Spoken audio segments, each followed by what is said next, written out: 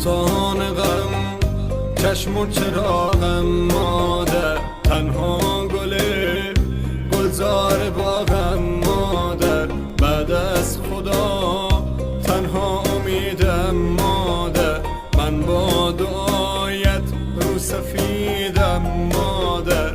مادر پرستار دلم، ای روشنی بخش و